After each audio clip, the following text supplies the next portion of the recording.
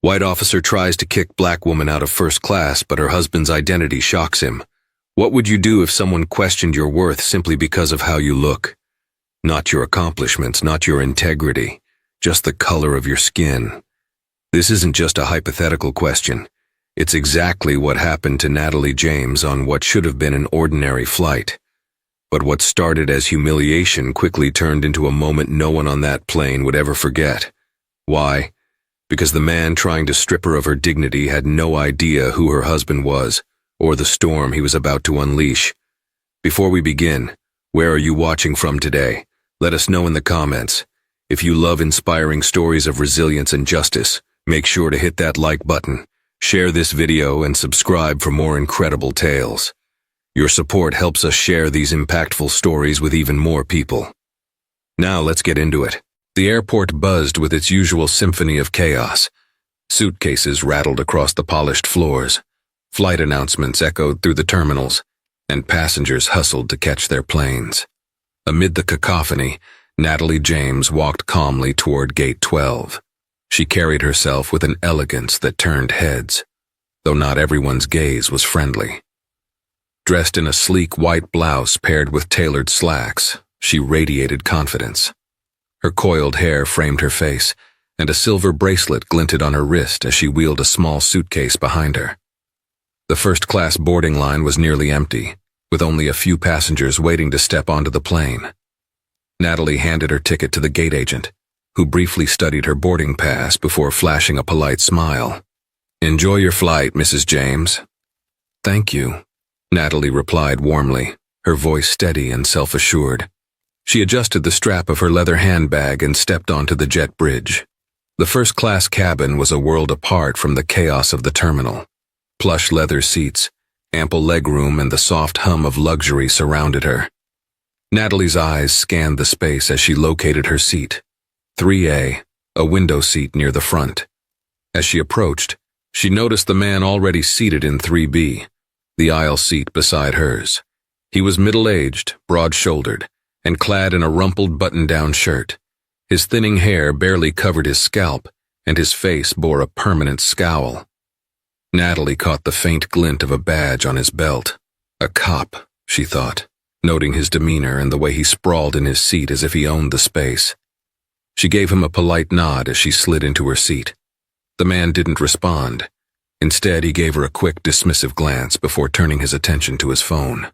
Natalie settled in, taking out a book from her bag, determined to enjoy the flight despite the tension she already sensed.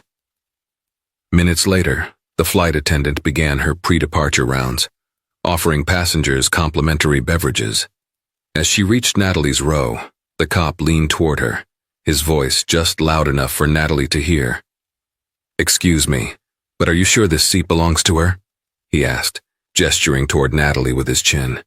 The flight attendant blinked, momentarily startled. "Yes, sir. She's seated in 3A.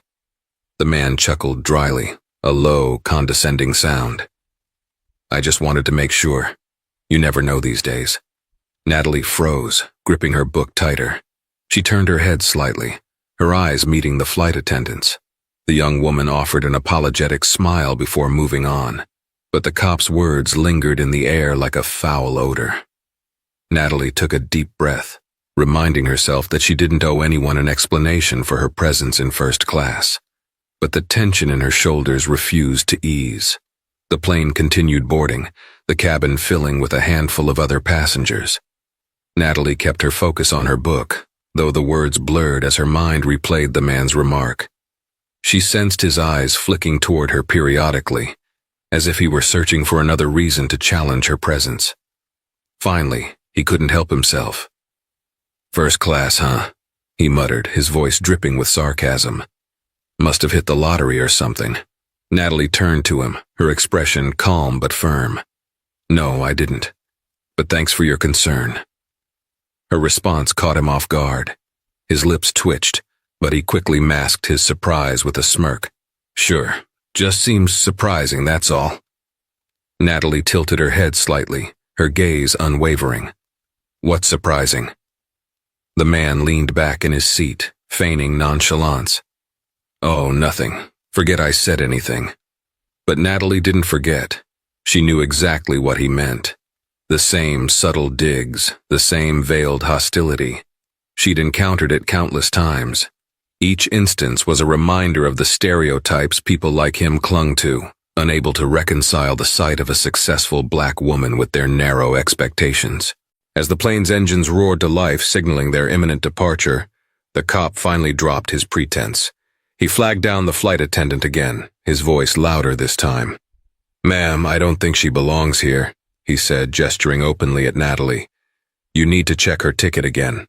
I'm pretty sure she's in the wrong section." Natalie's stomach tightened, but she refused to let him see her rattle. She carefully placed her book in her lap and turned to face the flight attendant, whose cheeks flushed with embarrassment. "I already showed my ticket," Natalie said, her voice calm but edged with steel. "Would you like to see it again?" The attendant hesitated, caught between the man's aggressive tone and Natalie's quiet authority. Finally, she nodded. "If you don't mind, ma'am, just to clarify." Natalie reached into her bag, pulling out her boarding pass. She handed it over with deliberate precision, her gaze never leaving the cop's face. The attendant studied it for a moment before handing it back with a nervous smile. "Thank you, Mrs. James. Everything's in order." But the cop wasn't done. He leaned back in his seat, muttering loudly enough for the other passengers to hear. "Figures. Probably bought it with someone else's money."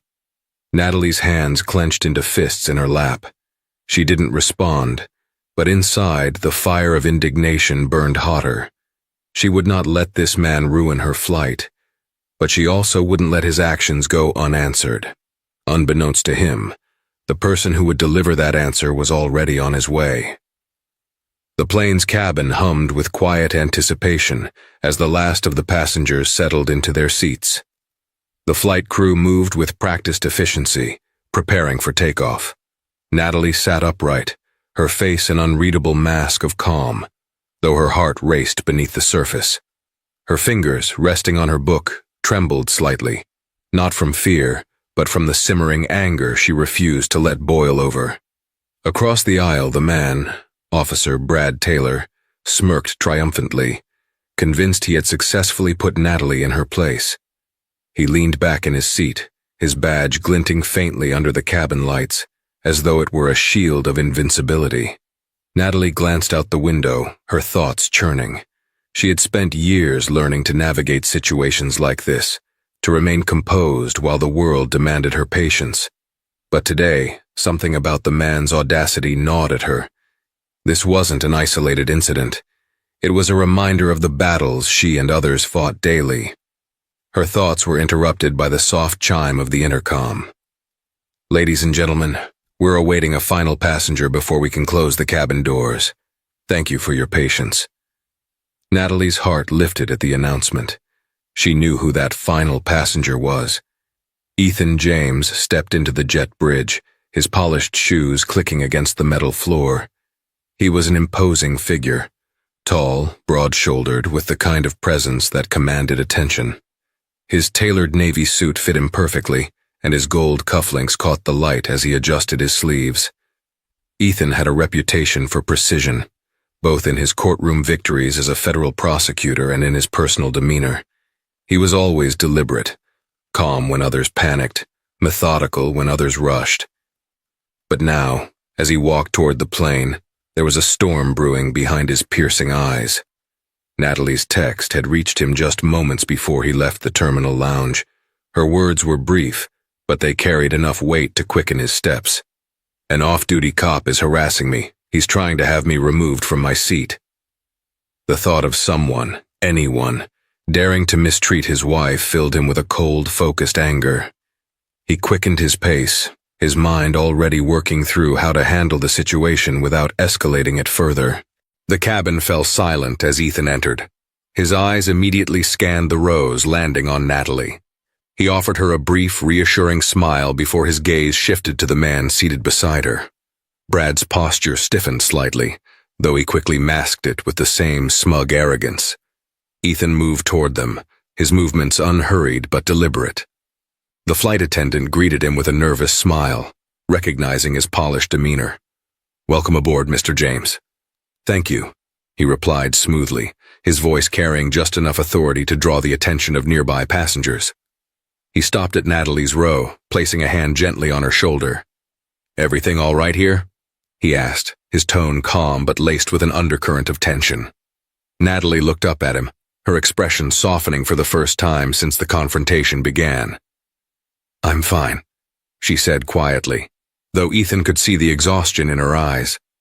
Brad, sensing the shift in energy, cleared his throat loudly. "And who are you supposed to be?" Ethan turned his attention to Brad, studying him with a practiced, lawyerly gaze that seemed to dissect him piece by piece. "I'm her husband," he said evenly. "And you are?" Brad smirked, leaning back in his seat. "Brad Taylor, off-duty officer." He gestured to his badge. "Just trying to make sure everyone here belongs where they're supposed to." Ethan's jaw tightened almost imperceptibly, but he kept his composure. "And what made you think my wife didn't belong here, Officer Taylor?" Brad shrugged, his smirk widening. "Just doing my job, even off the clock.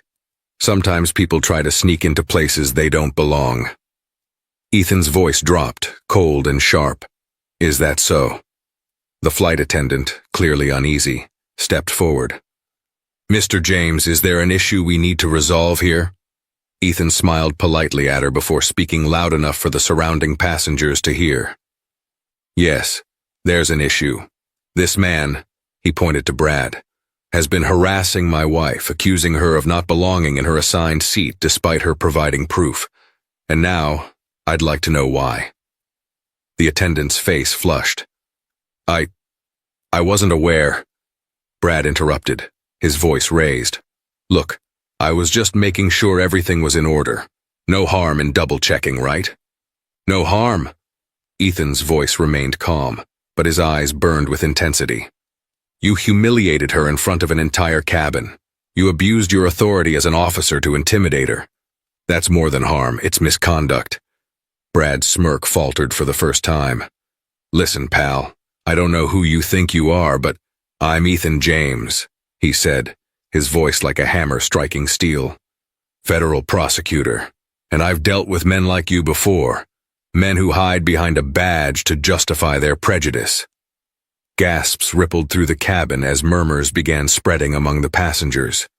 Brad's face turned an alarming shade of red. The captain, alerted by the commotion, arrived moments later. He listened as Ethan recounted the events, his words measured but cutting. By the end of the explanation, the captain's expression was grim. "Officer Taylor," the captain said sternly, "we have zero tolerance for this kind of behavior on our flights. I'm going to have to ask you to disembark." "What?" Brad's voice cracked. "You can't do that. I'm a cop." "And I'm the captain of this aircraft," the man replied firmly. "This plane doesn't leave until you're off it." Natalie, watching silently, felt a surge of vindication as Brad's bravado crumbled. Ethan remained by her side, his hand still on her shoulder, a steadying presence as justice began to unfold. The silence in the first-class cabin lingered long after Officer Brad Taylor was escorted off the plane. Passengers exchanged glances, their faces a mixture of discomfort, curiosity, and guilt. Some had sided with Brad earlier, their assumptions aligning with his accusations, while others had stayed silent, unwilling to intervene. Now the reality of his humiliation left the air heavy with tension. Natalie remained seated, her hands resting lightly on the closed cover of her book. She exhaled deeply, releasing the tension she had held onto for the past hour. Ethan, standing tall beside her, scanned the cabin with a sharp gaze that dared anyone to challenge them again. The flight attendant from earlier returned, her cheeks flushed as she approached Natalie and Ethan. She hesitated for a moment, her hands clutching a small notebook before leaning in. "Mrs. James, Mr. James, I want to sincerely apologize for what happened earlier," she began, her voice soft but steady. "That behavior was completely unacceptable. I should have handled it better." Natalie looked up, her expression calm but firm. "You did what you thought was best in the moment. I just hope this is a learning experience, for everyone." The attendant nodded quickly, relief flashing across her face. "Thank you for your understanding. If there's anything I can do to make your flight more comfortable, please let me know. Ethan's gaze softened slightly. Ensuring this doesn't happen to anyone else would be a good start. The attendant straightened, as if taking his words as a personal mission. Absolutely. I'll make sure this incident is reported. Ethan finally took his seat beside Natalie, his movements slow and deliberate. The hum of the plane's engines filled the quiet space between them, as the flight crew prepared for takeoff. For a few moments, neither of them spoke, their thoughts swirling in the aftermath of what had just unfolded. "You handled that well," Natalie said softly, breaking the silence. She turned to him, her eyes filled with a mixture of gratitude and weariness. Ethan reached for her hand, his thumb brushing over her knuckles. "I don't tolerate anyone disrespecting you, Nat, especially not someone like him." She smiled faintly, though her eyes glistened with unspoken emotion. "I didn't want to text you, but I knew I couldn't let him get away with it." "You did the right thing," Ethan assured her. "Men like him thrive on silence. The moment you push back, they crumble." Natalie nodded, her grip tightening around his hand. "Still, it's exhausting, always having to prove I belong." Ethan's expression darkened, a flicker of anger crossing his face. "I know, and it shouldn't be this way, but you're stronger than he could ever understand."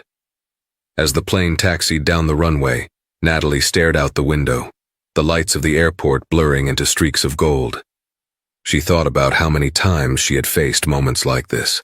Subtle insults, questioning stares, blatant challenges to her worth. Each one left a mark, a reminder of the world's refusal to accept her without scrutiny. Ethan seemed to sense her thoughts. "You know," he said, his voice low but steady, "there's a reason men like him act the way they do. They see someone like you, poised, successful, unshaken, and it terrifies them, because it reminds them of everything they'll never be." Natalie turned to him, her lips curving into a small, bittersweet smile. "You always know what to say." "It's the truth," he replied simply, "and you need to hear it." As the plane climbed into the sky, the cabin grew quieter, the hum of the engines a steady backdrop. Suddenly, a woman from a few rows back leaned forward, her voice soft but audible. "Excuse me," she said, addressing Natalie. "I just wanted to say, I'm sorry for not speaking up earlier. What that man did was wrong, and I should have said something." Natalie looked at the woman, a middle-aged passenger with kind eyes and an apologetic expression. She offered a small nod. "Thank you. It's never easy to speak up in situations like that, but it's important." The woman nodded, her gaze earnest. "It is, and I'll remember that next time." As the flight settled into its rhythm, Natalie and Ethan sat quietly, their hands still intertwined. Natalie leaned her head against Ethan's shoulder, her eyes heavy but her mind restless. She thought about the passengers around her, how they had watched, judged, and ultimately stayed silent until it was too late. But she also thought about Ethan's words, his unwavering support, and the way he had turned the tables with a calm authority that left no room for argument. "I was thinking," she murmured, her voice almost lost in the hum of the cabin. "Maybe I should do more." Ethan tilted his head toward her, curious. "More? To speak out, to share these stories. It's not just about me. There are so many people who go through this and don't have someone like you to stand up for them." Ethan's hand tightened around hers. "If anyone can make a difference, it's you. And I'll be with you every step of the way." Natalie smiled, a quiet determination settling over her. She had faced humiliation, but she wouldn't let it define her. Instead, she would use it, turn it into fuel for something greater. As the plane soared above the clouds, Natalie closed her eyes, letting the steady rhythm of Ethan's breathing calm her. Brad Taylor was gone, but the fight he represented wasn't over.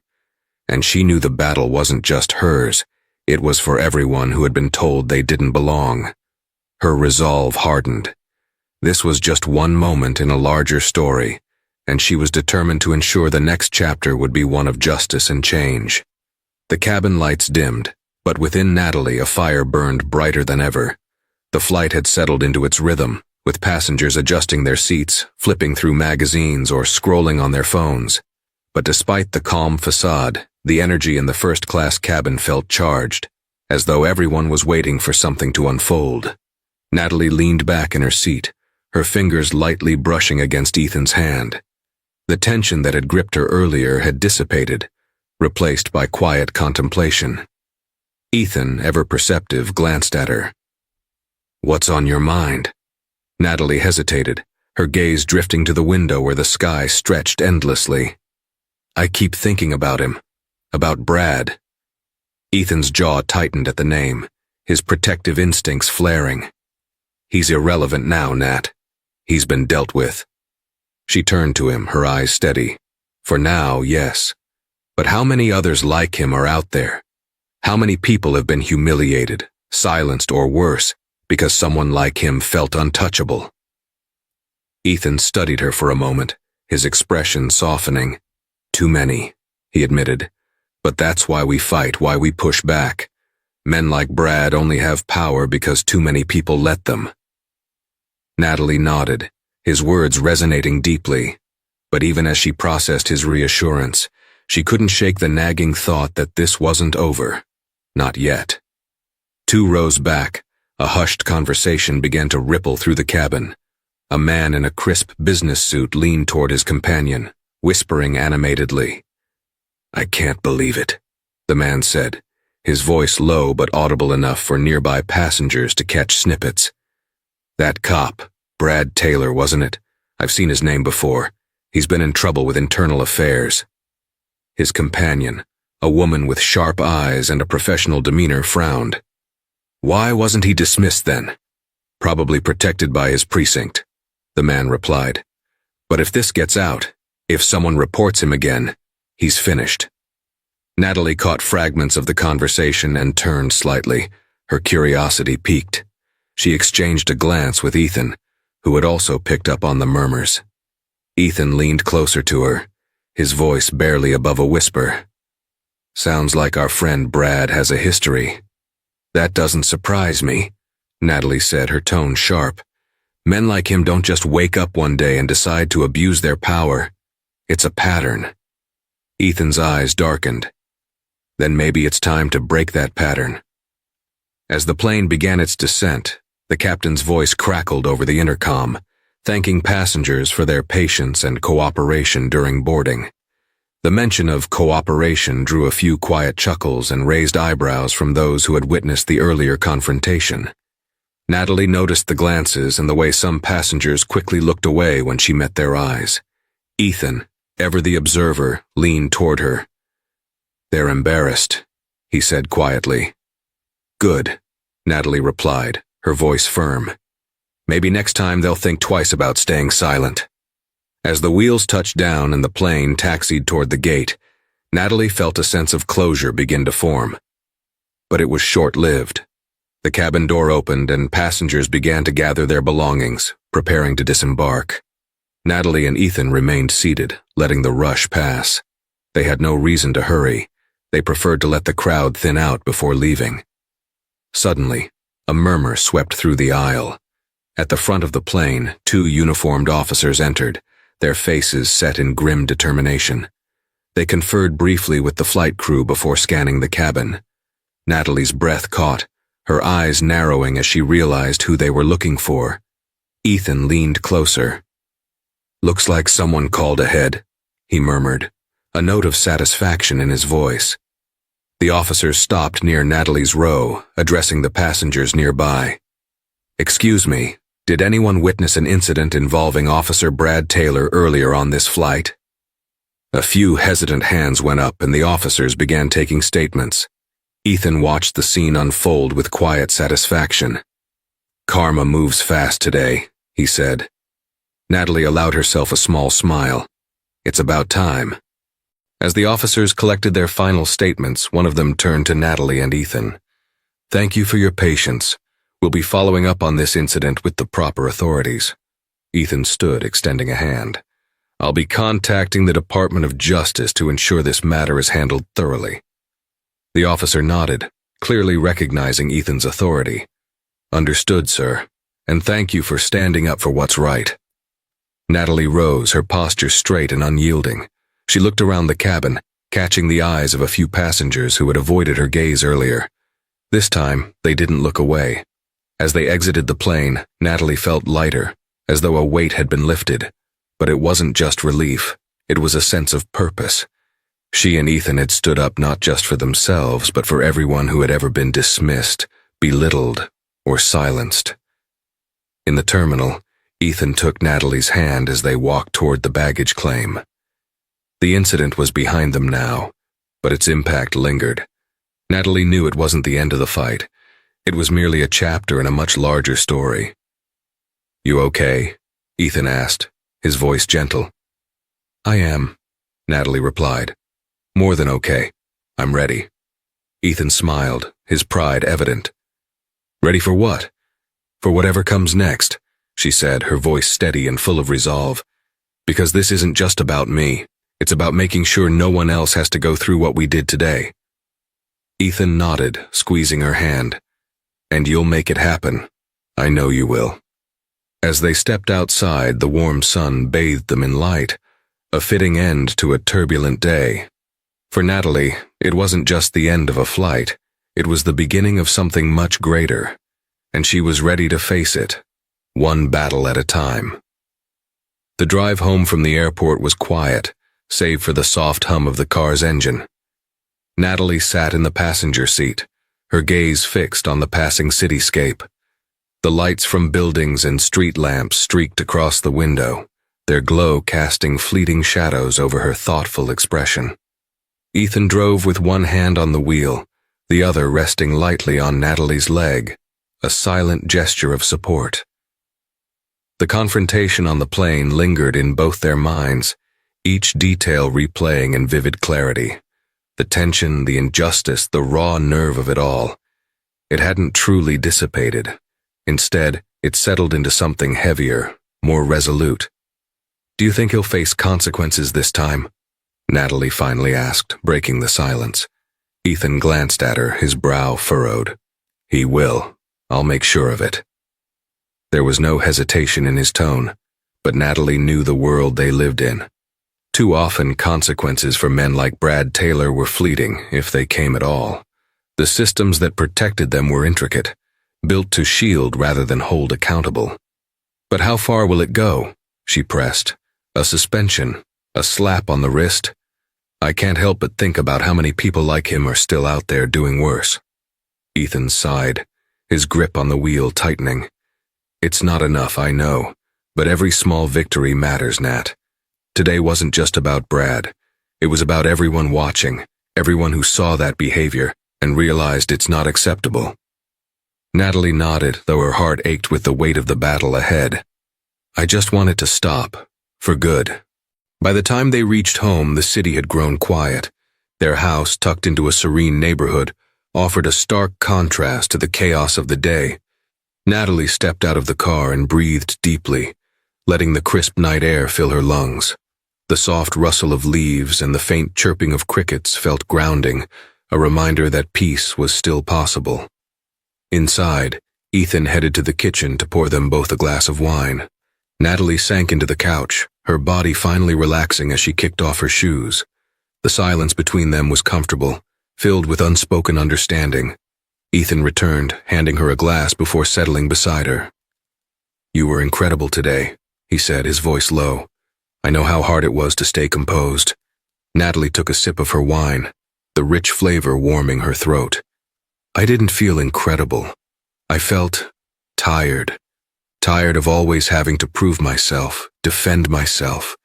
It's exhausting." Ethan reached for her hand, threading his fingers through hers. "You shouldn't have to, but until the world changes, you'll always have me to fight beside you." Her lips curved into a soft smile, though her eyes shimmered with unshed tears. "I know, and that makes all the difference."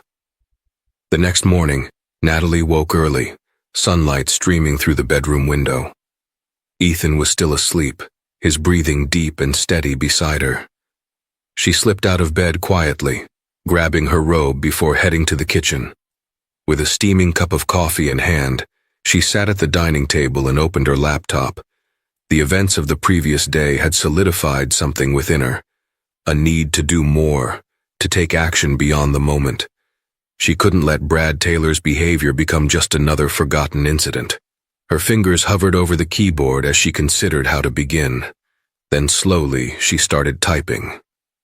Subject line, Incident Report, Officer Brad Taylor, 2 Department of Internal Affairs, Civil Rights Division. Body, my name is Natalie James, and I am writing to formally report the misconduct of Officer Brad Taylor during a flight on date. As an off-duty officer, Taylor used his badge and position to harass and intimidate me, accusing me of not belonging in first class despite having a valid boarding pass. His actions were not only inappropriate, but emblematic of systemic abuse of power that cannot go unaddressed. The email was precise and factual, but it carried the weight of Natalie's frustration and determination. She attached the witness statements provided by the officers at the airport, along with her own account of the incident. Before hitting send, she paused, taking a deep breath. This was just the beginning. By the time Ethan woke and joined her, Natalie had already sent the email. She was sipping her second cup of coffee, her face set in quiet determination. "You're up early," he remarked, kissing the top of her head as he passed. "I had something I needed to do," she replied simply. Ethan poured himself a cup of coffee and sat across from her. "Care to share?" Natalie turned her laptop to face him, showing the email she'd sent. Ethan read it carefully, a proud smile spreading across his face. "You're amazing, you know that?" She shrugged, though her cheeks flushed slightly. "It's just a report. It might not even lead to anything." "It will," Ethan said firmly, "because you won't let it stop here, and neither will I." Over the next few days, the incident began to gain quiet traction. Word spread among legal circles and advocacy groups, and soon, Natalie received an email from a prominent civil rights organization. They wanted to amplify her story, to use it as a rallying point for greater accountability within law enforcement. Natalie hesitated at first. She wasn't seeking fame or attention, she just wanted justice. But as she and Ethan talked it over, she realized the power in sharing her story. "This isn't just about Brad," Ethan reminded her. "It's about showing others that they can stand up too, that they don't have to accept this." And so, Natalie agreed. With Ethan's unwavering support, she began working with the organization to draft a public statement, one that would call for systemic change while protecting her dignity and privacy. One evening, as Natalie and Ethan sat on their porch watching the sun dip below the horizon, she felt a sense of calm she hadn't experienced in days. The fight wasn't over, far from it, but she had taken the first step, and in doing so, she had reclaimed her voice. Ethan reached for her hand, his grip warm and steady. "You're making a difference, Nat. I hope you see that." She leaned her head against his shoulder, her heart lighter than it had been in a long time. "I do, and it's just the beginning." As the first stars appeared in the sky, Natalie closed her eyes, letting the moment wash over her. The road ahead would be long and challenging, but for the first time in a while she felt ready. Together, she and Ethan would face whatever came next, armed with the knowledge that justice, no matter how slow, was worth fighting for. The days following Natalie's email to the Department of Internal Affairs passed slowly, each one laden with a quiet anticipation. She tried to go about her routine as usual, but a part of her mind remained tethered to the incident, wondering how far her report would reach and whether it would make a difference. Ethan, ever the steady presence, encouraged her to remain patient. "Change doesn't happen overnight," he often reminded her. But Natalie wasn't seeking change overnight. She was seeking acknowledgement, accountability, and the hope that someone, somewhere, was paying attention. It was a Wednesday morning when Natalie's phone buzzed with an unfamiliar number. She was sitting at the dining table, her laptop open, halfway through an article on civil rights advocacy. The vibration startled her, and she hesitated before answering. "This is Natalie James," she said, her tone cautious but polite. Mrs. James, this is Special Investigator Karen Moore with Internal Affairs. I'm following up on the report you filed regarding Officer Brad Taylor. Natalie's heart quickened. She set her coffee cup down carefully, trying to steady her voice. Thank you for calling. I wasn't sure if anyone would follow up. We take these reports very seriously, Investigator Moore replied. Her tone was professional but empathetic. I've reviewed the witness statements and your account. I'd like to ask a few more questions if you're available. Natalie glanced at her laptop, then at the clock on the wall. Of course, I'm happy to help. The conversation lasted nearly an hour. Investigator Moore was thorough, asking Natalie to recount the incident in detail, from Brad's initial remarks to the intervention of the flight crew and airport security. Natalie answered each question carefully, her voice steady despite the memories stirring within her. Has Officer Taylor faced similar complaints in the past? Natalie asked cautiously as the conversation drew to a close. There was a brief pause on the other end of the line. I can't disclose specific details at this time, Moore said carefully, but I can tell you that your report has prompted a deeper review of his conduct. Natalie felt a flicker of hope. I appreciate that. This isn't just about what happened to me. It's about making sure he doesn't do this to anyone else. Understood, Mrs. James, Moore replied. We'll keep you informed as the investigation progresses. Thank you for your courage in coming forward. When the call ended, Natalie leaned back in her chair, exhaling deeply. It wasn't closure, but it was a step forward. 2 days later, an email from a journalist landed in Natalie's inbox. The subject line read, Request for interview regarding Officer Brad Taylor. Natalie stared at the screen, her emotions a mixture of curiosity and hesitation. The journalist, Maria Diaz, introduced herself as an investigative reporter for a major news outlet. She explained that Brad Taylor's name had come up in a broader investigation into misconduct within his precinct, and that Natalie's experience might be an important piece of the puzzle. Ethan was the first person she told. They sat on the couch that evening, the glow of the lamp casting soft shadows in the room. What do you think? She asked, showing him the email. Ethan read it carefully, his brow furrowed in thought. It's a double-edged sword, he said finally. Sharing your story could amplify the impact, but it also opens you up to public scrutiny. Natalie nodded, her thoughts mirroring his. I don't want to become the face of this, but if it helps hold him accountable. Ethan reached for her hand, his grip firm. Whatever you decide, I'll support you. Natalie's resolve hardened. I'll do the interview, but on my terms. The meeting with Maria Diaz was held at a quiet cafe downtown. Natalie arrived early, her nerves taut but her expression composed. Maria, a sharp-eyed woman in her 40s, greeted her warmly and ordered them both coffee. Thank you for meeting with me, Maria began, setting her recorder on the table. I want you to know that my goal here is to shine a light on systemic issues, not sensationalize your experience. Natalie nodded, appreciating the journalist's candor. I'm here because I believe stories like mine need to be told, but I also need to protect my privacy and my family. Of course, Maria assured her. We can anonymize parts of your story if you prefer, but your voice will be the most powerful element. For the next hour, Natalie recounted the events on the plane, her voice steady but charged with emotion. She spoke about the systemic challenges she had faced throughout her life, tying the incident to a broader pattern of injustice. This isn't just about Brad Taylor, she concluded. It's about the culture that allows people like him to thrive unchecked. That's what needs to change. Maria listened intently, her pen moving quickly across her notebook. By the end of the interview, Natalie felt a strange mixture of vulnerability and empowerment. She had opened herself up, but in doing so, she had reclaimed her narrative. A week later, Maria's article was published. The headline read, When Power Harms a Black Woman's Fight Against Abuse of Authority. The piece wove Natalie's experience with broader issues of systemic racism and police misconduct, backed by statistics and other testimonies from individuals who had faced similar situations. The response was overwhelming. Emails and messages poured in from readers who related to Natalie's story, thanking her for her courage and sharing their own experiences.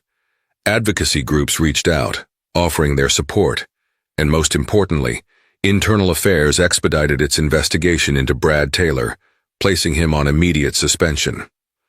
One evening, as Natalie and Ethan prepared dinner together, her phone buzzed with another call from Investigator Moore.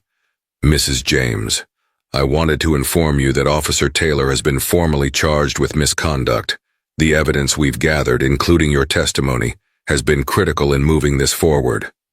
Natalie closed her eyes, relief washing over her. "Thank you for letting me know." When she ended the call, Ethan pulled her into a tight embrace. "You did it," he murmured. "We did it," she corrected, her voice soft but firm. "And this is just the beginning."